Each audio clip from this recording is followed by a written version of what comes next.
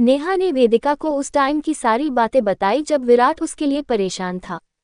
विराट का वेदिका के लिए अपनी शादी के ओपन होने का भी डर नहीं करना, वेदिका के लिए पूरी पूरी रात जागना, सारी दुनिया के आगे आकर वेदिका को अपनी पत्नी कहना। सारी बातें जानने के बाद तो वेदिका और भी ज्यादा परेशान हो गई।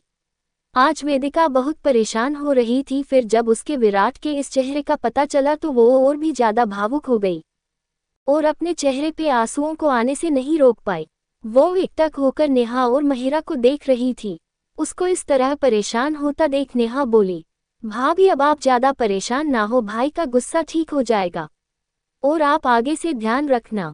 नेहा भी बोली, हाँ वेदिका तू अब रेस्ट कर, मैं तेरी दवाएं आयशा के हाथों भिजवा दूंगी। वेदिका कुछ न बोली। नेहा उसको आराम करने का कह के सीधा हॉस्पिटल आ गई। विराट घर से आते टाइम बहुत गुस्से में था। आज उसे वेदिका पे बहुत गुस्सा सा रहा था, इसलिए वो आज कहीं दूसरी जगह ना जाके अपनी मम्मा की यादों के पास चला आया।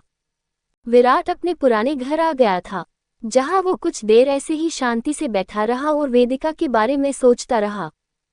फिर विराट ने कुछ सोचकर अविनाश सिन्हा जी को फोन किया। उसने कहा, अंकल क्या आप फ्री हो तो आज रात या सुबह मुझसे मिलने आ सकते हो। अविनाश जी ने विराट को सुबह आने का बोला। विराट ने उनके अपने पुराने घर आने को बोला, जिसका एड्रेस भी विराट ने भेज दिया था। विराट पुराने घर में आकर अपनी यादों में खोने लगा। मम्मा पापा के साथ बिताया टाइम, मेहंदी की मस्ती, सेम वरुण का छोटी छोटी नादानियां सब एक एक करके याद सा रही थी। विराट कभी खुश होता कभी दुखी, ऐसे ही उसका पूरा दिन निकल गया।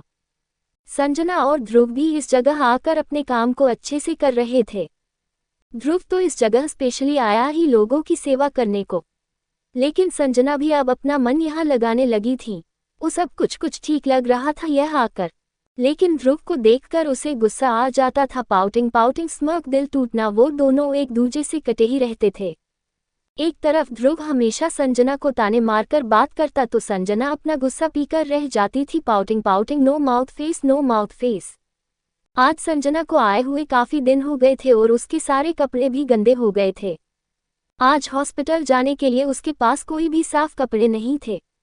संजना की समझ में नहीं आ रहा था कि अब वो क्या करे, गंदे पहनकर जा नहीं सकती और हॉस्पिटल जाना भी जरूरी है।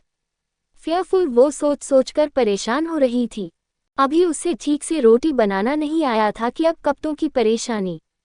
Fearful fearful, rushed face. उसे तो ये भी नहीं पता कि कपड़ों को धोते कैसे हैं।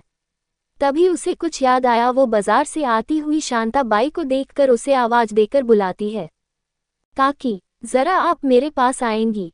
शांता बाई सुनकर बोली, हो दीदी आती मैं। और फिर संजना के पास आकर बोली, कहिए दीदी क्या काम है।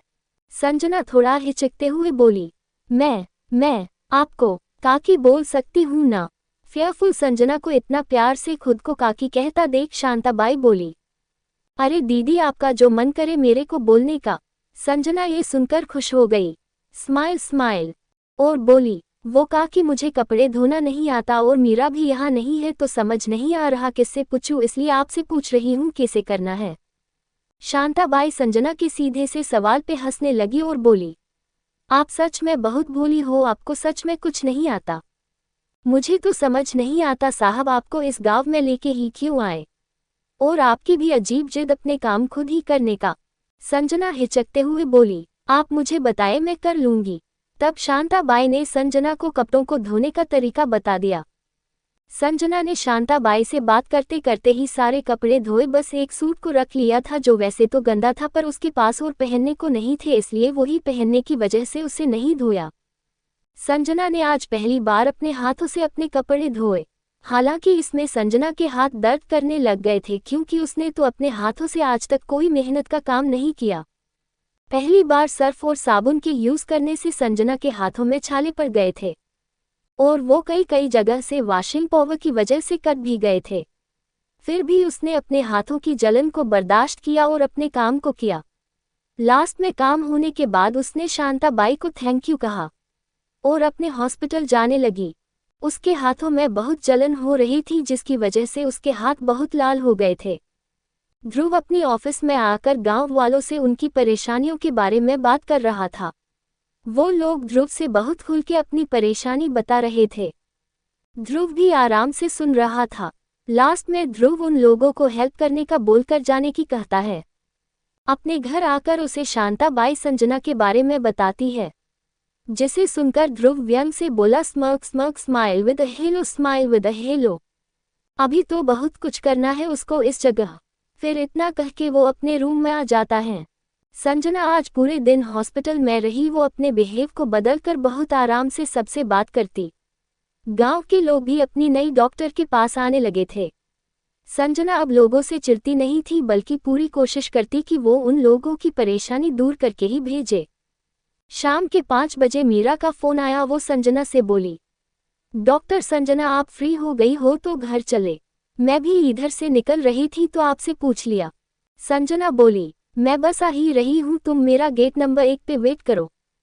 कुछ देर बाद संजना गेट ले आ गई और वो मीरा के साथ घर के रास्ते ले चलने लगी। मीरा अपनी डे ड्यूटी पूरी करके घर आ रही थी तो संजना को भी बुला लिया था। दोनों इतने दिनों से साथ रह रही थी तो संजना को भी अब उससे बात करना अच्छा लगने लगा था। मीरा भी उससे बहुत प्यार से बात करती थी। संजना अब कुछ कुछ बातें भी मीरा से शेयर कर लिया करती थी। दोनों बातें करते करते घर के गेट पे आ गई थी। उनको पीछे की कोई सुध नहीं थी। तभी उनके पीछे से आ रहा जंगली सांड आ गया और संजना और मीरा दोनों को पीछे से अपने सिंग से मारा, जिसको वजह से वो दोनों पास में ही पड़े कीचड़ और गोबर में गिर गई थी। मीरा तो फिर भी इतना गोबर में नहीं गिर पाई थी, पर संजना वो तो पूरी तरह ही गोबर में ही गिरी थी। उसके हाथ और पकड़े सब गोबर के हो गए थे। मीरा ने संजना को देखा तो उठकर उसे खड़ा किया। संजना को बहुत ही ज्यादा बुरा लग रहा था, उसे बहुत गंदी बू आ रही थी। Tongue out, fearful fearful, very very. वो बहुत परेशान हो गई। मीरा ने उसे उठाकर कपड़े ठीक करने को कहा और उसे अपने साथ अंदर ले जाने लगी। तभी संजना को अपना फोन अपने हाथ में नहीं दिखा। उसने पलट के देखा तो उसका फोन गोबर के बीचों बीच पड़ा था। पहले तो संजना की हिम्मत ना हुई, फिर कैसे तैसे करके अपनी नाक बंद करके उसने बड़ी मुश्किल से फोन बाहर निकाला। Tongue out, very very tired, very sleepy sleepy. वो अपने गोबर से सने कपड़ों के साथ अंदर आ गई थी। मीरा ने उसे अंदर जाने को कहा और चेंज करके आने को कहा। संजना आज बहुत बुरा फील कर रही थी। वो जैसे तैसे करके नहा के तो आ गई थी, पर उस अब भी खुद में से बू सा रही थी। उसका जी बहुत खराब हो रहा था। उसने फिर से नहाने का सोचा, लेकिन 2-3 बार के नहाने के बाद भी उसको वही हालत थी। उसका अब कुछ भी करने का मन नहीं कर रहा था। मीरा उसके मूड को ठीक करने के लिए कुछ खाने को लेकर आई, पर संजना का मन कुछ भी खाने को नहीं कर रहा था। उसे खाने को देख के ही उल्टी आ गई थी। संजना की हालत बहुत खराब हो गई थी। वो अपने हाथों को भी अपनी नाक से दूर रख रही थी, क्योंकि उसे अपने हाथों में से भी बहुत गंदी बू आ रही थी। बड़ी मुश्किल से वो अपनी नाक को हल्का बंद करके आंखें बंद करके लेट गई थी। आज उसे सोते सोते अपने मम्मी और पापा की बहुत याद आ रही थी। Relieved face, relieved face. आज उसे असल मायने पता लग रहे थे जीवन के। आज वो अपने वो दिन याद कर रही थी जब वो छोटी सी थी और जरा सी मिट्टी हाथ से लग गई तो इसका भी बड़ा सा नाटक बना लेती थी। वो ये सब सोचते सोचते रोने लगी थी। उसकी आंखों में आंसू थे। वो रोते रोते सो गई थी। अंडस्को विराट पूरी रात घर नहीं आया था। वो पूरी रात अपने पुराने घर ही रहा था। वेदिका ने विराट को कई बार फोन किए पर उसका फोन बंद था। वेदिका पूरी रात परेशान होती रही, पर विराट का ना कोई फोन आया ना कोई सूचना। दूसरे दिन वेदिका जल्दी उठी और चारों तरफ विराट को घर में देखा, पर विराट कहीं नहीं था। वो समझ गई थी कि विराट कल रात घर नहीं आया था। हाँ भाई लोगों, कुछ तो शर्म करो, पाठ मिल रहा है रोज, पर आप लोग कमेंट क्यों नहीं करते? Very very very very very very tired tired tired tired tired.